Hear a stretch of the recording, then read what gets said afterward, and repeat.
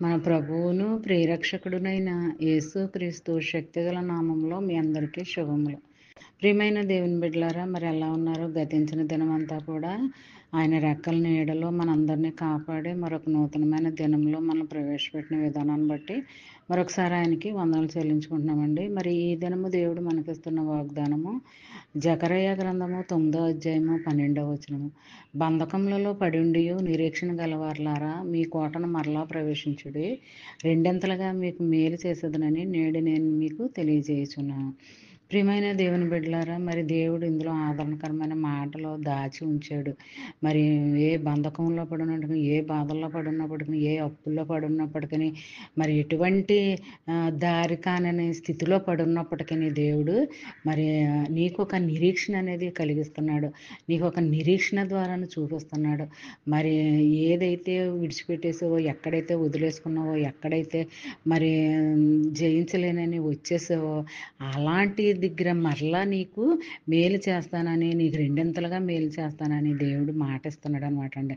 అది ఏదైనా సరే, ఒక ఇల్లైనా, గృహమైనా, వ్యాపారమైన, ఉద్యోగమైన, అది ఏదైనా సరే మరి నీకు రెండింతలుగా మేలు చేస్తానని ఇందులో ఆదరణకరమైన మాటలు మనకి వినిపిస్తున్నాడు, తెలియజేస్తున్నాడు, చూపిస్తున్నాడు.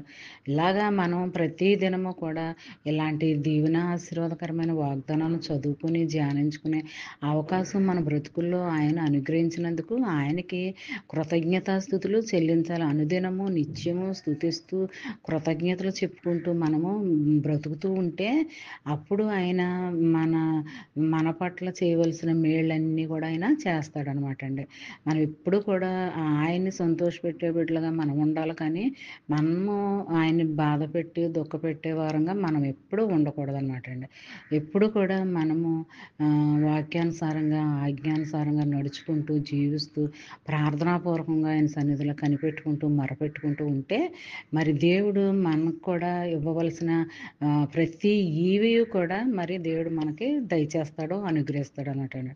మరి ఈ చిన్న వాగ్దానం నీ ఫ్రెండ్ సర్కిల్లో పంపండి. అలా పంపడం వల్ల మీరు దీవించబడతారు, వారు ఆశీర్వదించబడతారు. ఒకసారి దేవుని యొక్క ఆశీర్వాదాలు విప్పబడితేనండి ఎప్పటికీ ఆగవండి. అలా అంచెలంచెలుగా ఆశీర్వదిస్తూనే ఉంటాడు నిన్ను, నీ కుటుంబాన్ని, నీ బిడ్డల్ని కూడా ఆశీర్వదిస్తాడు అనమాట అండి.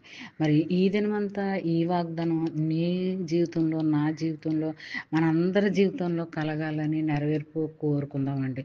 అలాంటి స్థితి నువ్వు, నేను, మనందరము కూడా పొందుకోవాలని కోరుకుంటూ ఆమేన్. God bless you.